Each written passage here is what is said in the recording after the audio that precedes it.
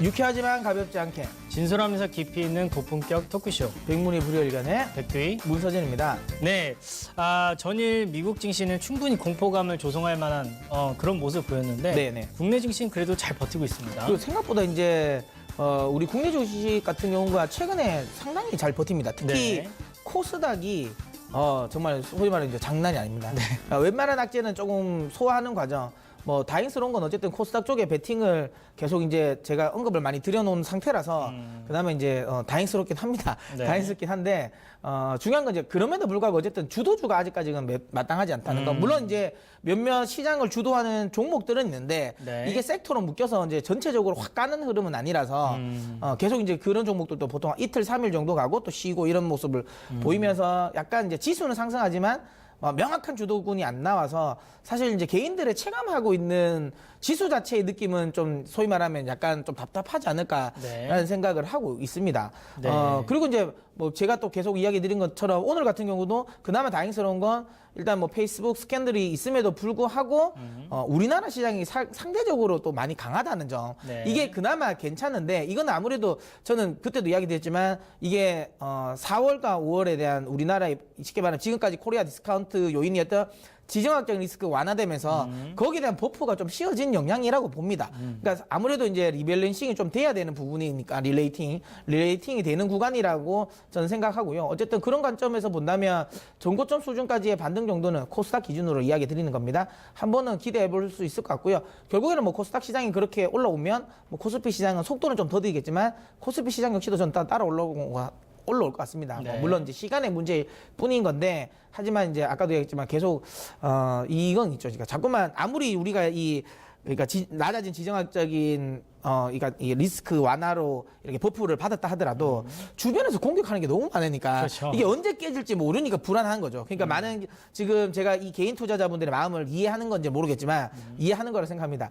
내 종목은 지금 아직 안 올랐는데 그러니까 네. 분명히 들고 가면 좋은 종목이라서 분명히 오를 것 같긴 한데 네. 내 종목이 오를 타이밍에 시장이 무너질까 봐 그게 많이 걱정되지 않나 저는 그 걱정을 하고 있는 그 생각이 드는데요. 어쨌든 제 개인적인 생각에는 상반기까지는 제 생각에는 그래도 우리 시장은 좀 견조할 거라고 생각하고 있기 때문에 좀 아직까지는 좀 더 계속 긍정적인 마인드를 가지시고요. 지금 여러분이 가지고 계신 게 종목이 모멘텀이라든지 그다음에 실적이 살아있으면 결국 여러분 타임은 돌아올 거라 봅니다. 물론 상반기가 지나면 조금 리스크가 있을 수 있겠지만 그 전까지 제가 보면 충분히 기회가 있다고 보기 때문에 너무 조바심은 안 내셔도 되지 않나라고 생각합니다. 네. 네. 일단 뭐 저도 뭐 지속적으로 말씀을 드렸지만 춘추전국 시대 네. 얘기라고 이제 주도주보다는 이제 지수는 좀 가면서 주도주보다는 이제 순환매 쪽으로 이제 가지 않을까라고 말씀을 드렸는데 그렇게 가긴 합니다. 네. 하지만 이제 마냥 즐겁지만 않습니다. 그렇죠. 네, 네. 지금 뭐 솔직히 뭐라도 이렇게 주도주가 있고 이제 증시가 확실히 살아나는 그런 모습을 보여야지 좀 더 즐거울 텐데 그냥 변동성만 큽니다. 그러면서 이제 코스닥 지수만 우상향하고 있다라고 생각하시면 될 것 같고요. 금일은 어떻게 보면 환율도 변동성이 요즘 커요. 네. 위아래로 굉장히 크게 왔다 갔다 하는 모습을 보이고 있습니다. 금일은 상승으로 출발을 해서 좀 하락 반전을 했고요. 환율 같은 경우에 외국인 같은 경우에 선물이 매도 포지션을 원래 아침에는 확 늘렸다가 지금은 매수 포지션 잡고 네. 있다라고 생각하시면 될 것 같고 그래도 코스피 쪽으로 해서 좀 2천억대 정도 지금 매도를 하고 있다라고 생각하시면 될 것 같습니다. 사실 미국의 팡 위주로 해서 나스닥이 급락을 했잖아요. 네. 근데 사실 미국의 팡하고 우리나라 삼성전자, SK 하이닉스는 그렇게 뭐 이렇게 긴밀한 네. 연관관계는 없습니다. 근데 이상하게 그쪽의 IT가 흔들리면 우리나라 IT가 흔들린다 그렇죠. 이거죠. 그쪽은 인터넷 서비스인데 네. 우리나라 같은 하드웨어 경우에는 쪽인데, 반도체 그렇죠, 하드웨어. 맞습니다. 그래서 근데 그런 쪽인데 잠깐 이게 어떻게 보면 연동이 돼서 금일 삼성전자라든지 SK 하이닉스는 빠지는 모습. 뭐 하지만 뭐 팡하고 어떻게 보면 직접적인 연관성이 있는 네이버는 네이버. 또 오르면서 약간 증시가 뭔가 좀 약간 뭔가 뚜렷한 네. 메시지를 주는 것 같지 않습니다. 그러면서 많은 투자자분들이 굉장히 혼란스럽게 여기시지 않을까라고 생각됩니다. 네. 자, 그러면 이제 뭐, 저 방금 이야기한 것처럼 아무래도 오늘 시장에 그래도 제일 이제 이슈가 되는 건 저는 이걸라고 생각되기 때문에 뭐 페이스북과 관련된 이야기 제가 해볼 생각입니다. 그래서 네. 오늘 초대선 되면 이분을 모셔왔습니다. 네.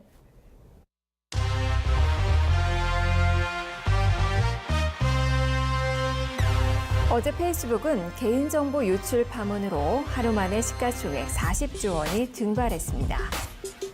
케임브리지 애널리티카라는 데이터 회사가 페이스북에서 얻은 개인정보로 유권자 성향을 분석해 트럼프 캠프에 제공했기 때문인데요. 페이스북 이용자 5천만 명의 정보를 무단으로 수집해 활용했다는 사실이 알려지면서 논란이 일고 있습니다. 이번 일이 시스템 오류라는 지적도 나오며 다른 팡 주식들도 하락하면서 나스닥이 급락했고 우리나라 IT 섹터도 영향을 받고 있는데요. 페이스북 급락의 영향, 투자 전략은 어떻게 세워야 될까요? 오늘의 게스트는 페이스북 급락입니다.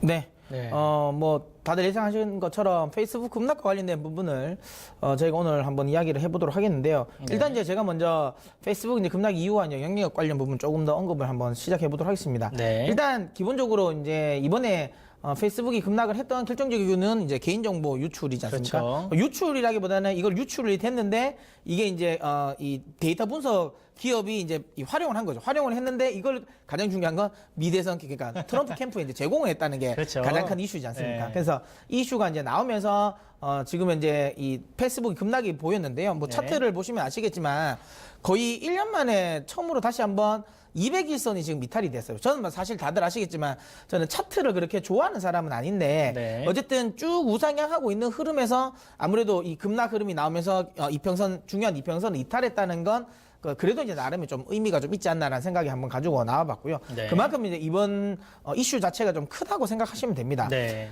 일단은 뭐 마이크 저커버그 같은 경우는 뭐 의회 출석이 일단은 하라고 일단 이야기가 나왔으니까 그렇죠. 네. 예, 거기서 해명을 또 할 것 같기는 하고요. 그러면 이게 지금 이제 사안 자체가 굉장히 민감하게 반응이 된 거잖아요. 네. 민감한 상황에. 그러니까 안 그래도 지금 트럼프 쪽이 러시아 스캔들과 커넥션 관련 이슈가 계속 나오고 있는 상황에서 그쵸. 뮬러 특검 자른다고 이야기도 나오고 네. 그쪽에서 계속 이슈를 부각시키는데 때마침 또 거기에 나온 거잖아요. 네. 근데 이게 되게 웃긴 게 뭐냐면 이건 이제 이 지금 캠브리지 이쪽 그냥 CA 맞죠? CA 이름 정확히 CA 쪽이 그러니까 지금 데이터 분석 업체가 이거죠. 미국에서 뭔가 이게 조사가 나온 건 아니에요. 그러니까 네. 러시아 커넥션 뭐 대선 관련 이슈 때문에 미국에서 이걸 조사해서 밝혀진 게 아니라요. 네. 그러니까 영국에서 브렉시트 투표와 관련된 부분에 여론 조작 관련 이걸 수사하다가 네. 갑자기 이게 툭 튀어나온 거예요. 네. 네, 그러니까 사실 사람들 입장에서 이게 뭐야? 갑자기 나온 거거든요. 시장 아무도 예상 못 했는 건데 그렇죠. 갑자기 툭 튀어나오니까 이게 좀 이슈가 갑자기 나온 거죠. 그래서 이것 보도한 것도 가디언지지에서 먼저 보도를 한 것처럼 네. 어쨌든 영국 쪽에서 먼저 이게 나왔다는 거. 그러다 보니까 시장에서 조금 더 이제 충격이 있었다는 거라고 보고요. 아까도 있지만 기가 막힌 타이밍입니다. 그러니까 지금 특검과 이 트럼프의 특검과 관련된 부분에서 이슈가 불거지는 그 과정에서 이 이슈가 같이 나왔기 때문에 네. 조금 더 시장에서 충격을 받다라고 보고요.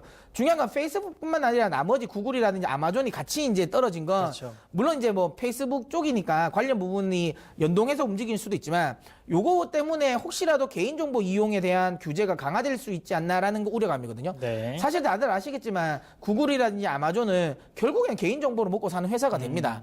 저는 이제 이번 이제 이 이슈가 자칫 잘못해서 4차 산업과 관련된 부분에 발목을 잡을 수도 있다는 생각이 하는 게 자칫 잘못해서 이건 말 그대로 그거죠. 그러니까 빈대 잡으려고 초과 상관 태운다고 사실 지금 AI라든지 우리가 생각하고 있는 뭐 자율주행이라든지 빅데이터라든지 이런 모든 부분이 개인정보를 활용할 수밖에 없어요. 그렇죠. 예, 이거를 활용해서 전부 다 AI라든지 이런 데이터를 활용한 건데 이게 만약에 자칫 잘못해서 그러니까 물론 뭐 잘못 사용되면 안 되겠죠. 그런데 단지 그 이유만으로 이 개인정보 사용 자체를 아예 막아버리면 네. 이 관련 산업에 대한 성장성이 분명히 둔화될 수밖에 없다는 거죠.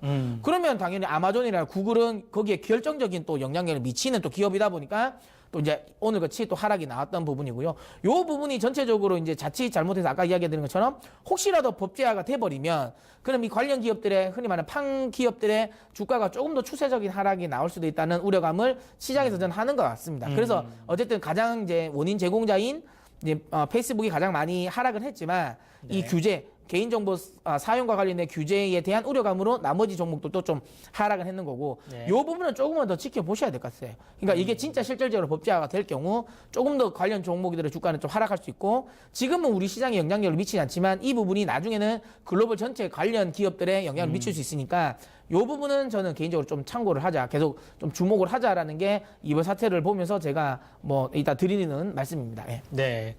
일단 뭐 페이스북이 제가 봤을 때는 이제 페이스북이 이제 급락을 했잖아요. 네. 근데 아까 이제 가져오셨던 차트를 보시다시피 지금 현재 페이스북 자체는 지속적으로 좀 떨어지고 있었습니다. 네네. 조정을 계속 받고 그렇죠, 있었다라고 고점에서, 생각하시면, 예. 네, 생각하시면 될 것 같은데 사실 이제 페이스북하고 구글 자체는 지금 팡 내에서도 좀 나뉘고 있어요. 네. 그냥 페이스북하고 구글은 조금씩 흔들리고 있는 모습을 보이고 있고 아마존하고 넷플릭스 같은 경우에 연초 대비 한 60% 그렇죠. 상승을 했거든요. 그러니까 지속적으로 상승하는 그런 모습을 보였다라고 생각하시면 될 것 같습니다. 그러니까 약간 좀 양분화돼서 움직이는 그런 상황 하에서 이제 어떻게 보면 페이스북 요번 사태가 터진 거죠. 네네. 근데 이런 사태가 굳이 뭐 제가 봤을 때는 페이스북만의 문제는 아닌 것 같아요. 왜냐하면 아까 말씀하셨던 대로 팡 자체가 그렇죠. 개인 정보를 굉장히 많이 가지고 있을 그렇죠. 수밖에 없습니다. 오죽했으면 이제 구글이라는 회사가 그 항상 그 자기들이 하려고 하는 부분에 있어서 네. 되새김질한 부분이 우리는 사악해지지 말자. 아니 그 이름도 페이스북이잖아요. 인명부잖아요. 어떻게 보면 그 이름에서도 인명부잖아요. 그러니까 네. 개인 정보를 많이 가져갈 수밖에 없죠. 네네. 그래서 이제 그런 기업들은 이런 정보를 많이 가지고 있을 수밖에 없는데, 그러니까 이런 부분에 대해서 아까 말씀하셨던 대로 이제 정부의 규제가 만약에 온다. 그러니까 청문회를 하겠죠. 네. 하고 나서 뭔가 규제를 해야 되겠다라고 해서 뭔가 그게 컨센서스가 모아진다라고 했을 때는 이런 기업들 자체가 전체적으로 흔들릴 그렇죠. 수 있다라는 그런 우려감 때문에 더 좀 많이 빠진 게 아닌가라고 저는 생각을 하고 있습니다. 사실 근데 어제 뭐 페이스북하고 팡이 많이 빠지긴 했지만 결국엔 나스닥 전체가 많이 빠졌거든요. 그렇죠.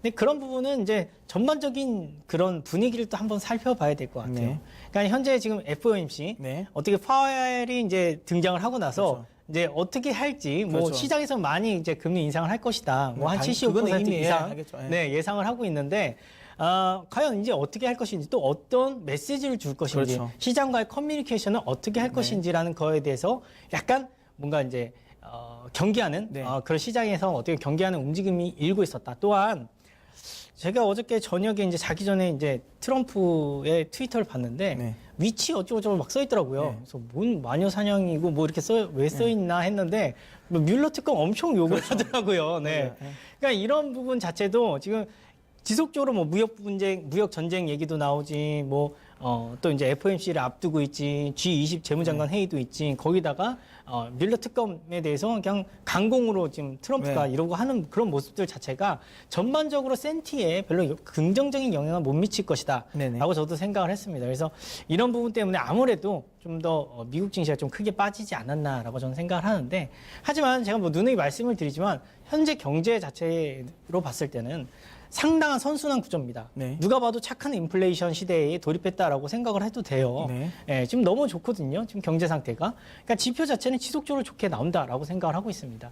하지만 여러 가지 이벤트에 눈이 쏠려 있을 뿐이지 그 이벤트들이 점점 어떻게 보면 이벤트로서의 가치가 퇴색될 네. 때 점점 사람들의 눈은 그러니까 참여자들의 눈은 어떻게 보면 경제 지표로 쏠리지 않을까. 그러면서 변동성은 점차 줄어들지 않을까라고 저는 생각을 하고 있습니다. 네. 그럼 이제 그 관련 섹터 영향력과 전략을 한번 이야기해 보도록 하겠는데요. 네. 일단은 이제 지금 이제 시장에서 우리가 계속 방금 전까지 계속 이야기했던 것처럼 가장 우려하는 건 이번 사태가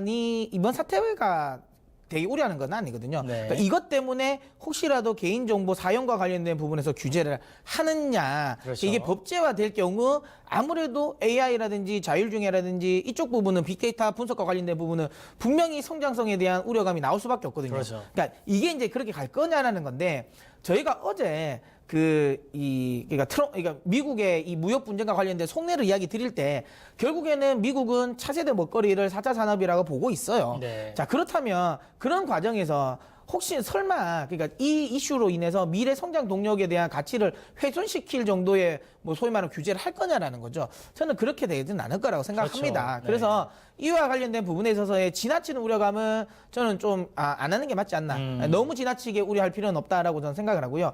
물론 이제 이거죠. 워낙 이제 관련 종목들이 많이 올랐으니까 거기에 대해서 단기적으로 차익 실현은 나올 거라고 봅니다. 그러면 거기에 대한 차익 실현의 빌미가 이번 소위 말하면 이 페이스북 관련 이슈로 스캔들로 차익 실현 빌미로 작동한 거라고 생각되고요. 어쨌든 이 관련 기업들의 추세에 대한 부분은 아직까지는 관련해서는 여전히 우상향할 거다. 다만 변동성은 중요한 건 이 자체 기업들의 실적이라든지 그러니까 기업 자체의 뭔가 이슈 때문에 변동성을 키우는 게 아니라 시장의 이제 변동성이 커지면서 좀 커지지 않을까라는 생각을 하고요. 결국에 이제 추세적 흐름의 변화 가능성은 지금 자리에서 낮기 때문에 이 관련 부분에서 우려감은 안 가지시는 게 저는 맞다라고 보고 있고요. 네. 그다음에 이제 뭐 FOMC 회의 이야기가 또 한번 나와서 또 잠깐 이야기 드리겠지만 지금 이제 현재 시장 흐름은 이겁니다. 그러니까 백 전문가께서도 잘 이야기해 주신 것처럼 그러니까 파월 의장은 사실 우리가 아직까지 경험해보지 못한 의장이잖아요. 그렇죠. 네. 그러니까 이제 지금까지는 그렇습니다. 그러니까 딱 시기도 너무 좋은 것 같아요. 그러니까 자꾸만 시장이 파월 의장을 시험하는 것 같아요. 그러니까 딱 FOMC 회의를 앞두고 또 급락을 좀 시키는 느낌도 들고요. 그러니까 지금까지 우리는 흔히 그러니까 옐런 의장과 그다음에 버냉키 의장에 좀 길들여져 있잖아요. 네. 사실 옐런 의장 같은 경우는 약간 어머니 의 느낌. 그다음에 이제 벤 버냉키 의장 같은 경우는 아버지적인 느낌. 그러니까 시장이 흔들릴 때마다 항상 구원의 손길을 내밀었거든요. 따뜻하게. 그러다 보니까 이제 이 파월 의장에게도 거기에 대한 기대감을 가지고 있는 거예요. 시장은. 그러니까 이제 지금 중요한 거죠.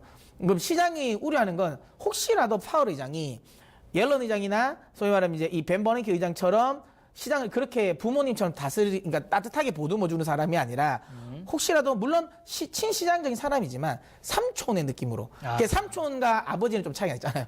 똑같이 우리를 케어는 해주지만 아버지보다는 조금 더 덜 살가운 그런 느낌이지 않습니까? 그래서 저는 혹시라도 시장이 파월 의장을 약간 삼촌이 되지 않을까라는 우려감을 하고 있는 것 같아요. 그래서 이제 이번 3월 FOMC 회의에 대한 좀 약간 경계감을 가지고 있는 겁니다. 근데 저는 그렇지 않다고 보는 게 취임했을 때 시장이 급락 나왔을 때 주가에 대한 우려감을 이야기했습니다. 항상 시장이 통화정책과 관련된 부분에 불확실성을 키울 때도 본인들은 항상 긍정적인 포지션을 이야기해줬습니다. 이런 걸 감안하면 파월 의장도 제 개인적인 생각에는 그렇게 이렇게 좀 시장이 우려하는 것만큼 시장을 신경 안 쓰는 사람은 아닌 것 같습니다. 굉장히 친시장적인 사람이라서 크게 우려하지 않아도 된다라고 생각하고 어쨌든 이 부분은 결국 시장에 나중에 녹아날 겁니다. 그래서 방향성에 대한 훼손은 없다라고 보고요. 혹시라도 이것 때문에 관련 종목들이 좀 조정을 보이면 매수의 관점이라고 했는데요. 오늘 네이버는 안 내리네요. 오히려 올라가고 있습니다. 그래서 어쨌든 뭐 삼성 SDS도 오늘 또 올라오고 있거든요. 그러니까 이 관련 종목들은 혹시라도 이런 이슈 때문에 하락을 하면 오히려 적극적인 매수가 맞다라고 생각합니다. 네. 뭐 저도 이제 가볍게 그런 페이스북이라든지 여러 가지 팡 기업에 대해서 한번 언급을 드리자면 저는 뭐 전문가님하고 생각이 같습니다. 미국의 입장에서는 그러니까 뭐 일단 4차 산업에 대한 이해를 만약에 하고 계신다면 좋겠지만 이해를 안 하신다, 못 하신다라고 하더라도 이 정보만큼은 제일 중요하다라고 생각하시는 게 맞는 것 같아요. 이 정보로 인해서 4차 산업혁명, AI도 생기는 거고 그걸 통해서 4차 산업혁명도 된다라고 생각하시면 됩니다. 때문에 이 정보에 대한 수집 그리고 그 분류에 대해서는 상당히 중요한 부분인데 이런 부분을 이제 미국이 통제를 한다? 이거는 제가 생각할 땐 말이 안 되는 것 같습니다. 네, 그래서 저도 이거는 하나의 또 해프닝으로 끝나지 않을까라고 저는 생각을 하고 있고요.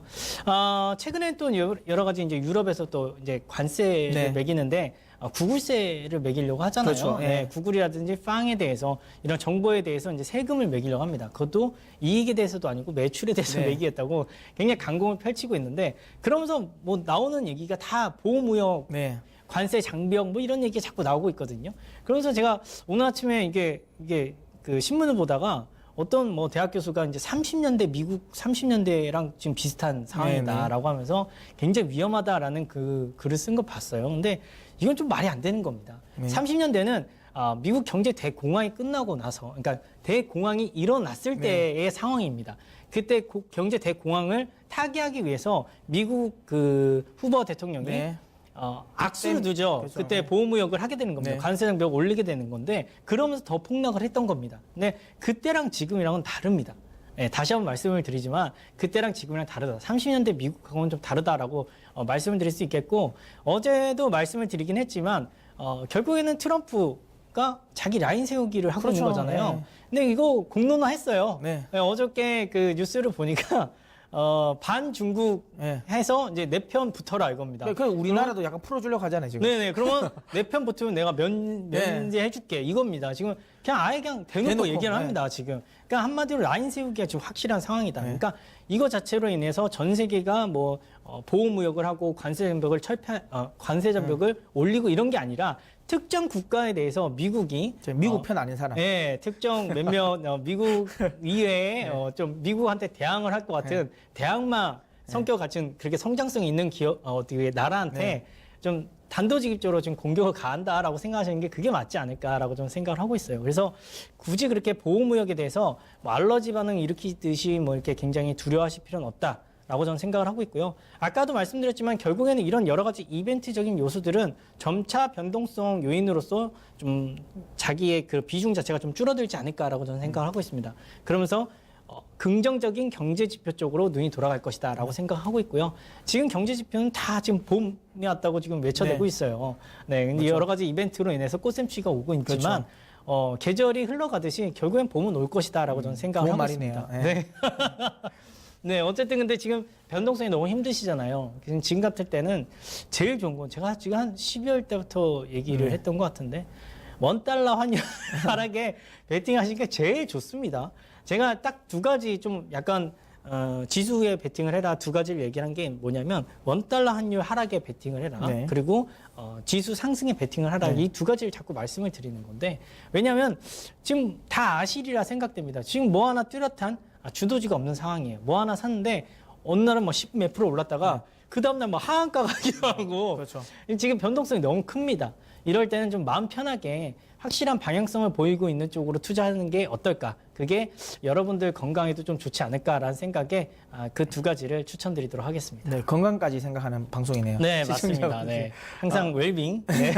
아니 안 그래도 그 보호무역 막 그 이야기를 하면서 저희가 이제 계속 이야기 드리는 게 핵심을 좀 잡아야 된다라고 네. 저는 생각이 들고요. 어쨌든 칼날은 우리가 아니라고 생각되고요. 그쵸. 그렇게 되면 뭐 사실 중국도 그러면 본인 편 만들기 안 하겠습니까? 네. 그렇게 되면 또 이제 중국 관련 부분도 분명히 그러니까 중국의 보호무역 관련 부분도 이거 나중에 협상형 카드로 이용될 가능성이 높고요. 오히려 그쪽도 줄 서면 또 그쪽이 또 풀어주는 거고 네. 서로 나중 되면 이게 오히려 이제 처음에는 세게 때려가지고 우리 편을 만들 건데 이제 나중 되는 게는 계속 더 퍼져서 저는 잘 될 것 같습니다. 그래서 어쨌든 제 개인적인 생각에는 이 보호무역과 관련된 부분에 너무 지나치게 우려하지는 말라. 근데 아까 이야기했지만 시장을 조정 줄 수 있는 빌미는 이게 제일 좋거든요. 그렇죠. 그리고 이제 중요한 건 지금은 시장이 확실하게 심리가 흔들리고 있다는 건 명확한 게 호재가 좀 잘 안 먹혀요. 사실 어제 같은 경우 호재가 되게 큰 호재가 나왔거든요. 왜냐하면 환율을 보신 분은 아시겠지만 달러가 낙폭이 컸습니다. 컸습니다. 유로화가 네. 꽤 많이 올랐거든요. 결정적인 그 이유가 브렉시트 협상이 잘 됐습니다. 그죠. 파운드가 급등을 했고. 예. 네. 왜냐하면 그때 이제 협상에서 EU가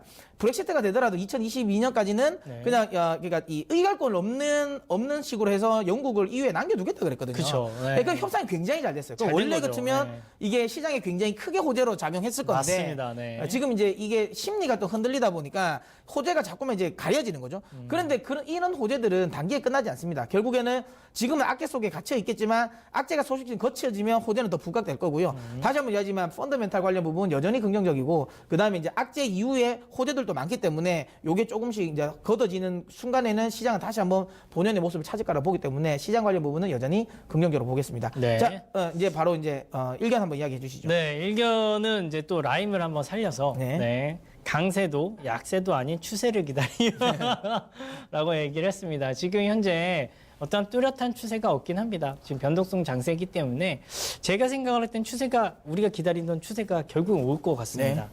다만 지금의 변동성을 조금 지혜롭게 슬기롭게 혹은 좀 약간은 리스크 테이킹 한다는 생각으로 해서 좀 과감하게 접근하셔서 좀 해결하시는 게 어떨까. 결국에는 우리가 기다리던 추세는 온다라고 좀 보고 있습니다. 네. 저는 이제 뭐 게임을 지배하는 자라고 했는데요. 왜냐하면 지금 페이스북도 그렇고 뭐 지금 현재 뭐 보호무역도 그렇고 모든 지금 이제 시장의 게임은 트럼프가 지고 있습니다. 결국은 이쪽에 소위 말하면 이 운신의 폭에 의해서 시장이 움직이기 때문에 지금은 어쩔 수 없이 변동성이 많이 커질 수밖에 없다. 그리고 이제 어쨌든 중간 선거도 있고 지금 계속 뮬러 특검으로 목을 지금 칼날을 지금 계속 겨누고 있지 않습니까? 네. 더더욱 칼날에 목이 들어올수록 트럼프는 더 많은 변동성을 만들 재료를 만들 수밖에 없다. 그렇기 때문에 이 부분이 어느 정도 완화될 때까지는 변동성은 어쩔 수 없습니다. 하지만 뭐 이야기했지만 큰 방향성의 틀은 바뀌지 않을 것 같습니다. 변동성은 크지만 그래도 방향성은 우상향할 거라 보기 때문에 시장 전체적인 부분에 대해서는 크게 신경 안 쓰시는 게 맞다. 우려할 필요는 없다라고 봅니다. 네. 네, 그리고 또 오늘 공방 네, 있으시다고요? 저는 이제 매주 이제 화요일 날 6시에 공방을 하는데요. 이번에는 이제 시장의 악재에 대해서 좀 제대로 파악하기라고 제가 주제를 이야기 드렸는데 오늘 뭐 백문의 불여의견에서도 이야기 드렸지만 여기서 이제 못한 이야기들도 전부 다 제 공방에서 많이 이야기 해드릴 테니까 관심 있는 분들 많이 참석해 주시길 바랍니다. 네. 네, 그러면 지금까지 저희가 준비한 내용은 마무리하도록 하겠고요. 지금까지 백문의 불여일견의 문서진 백두였습니다.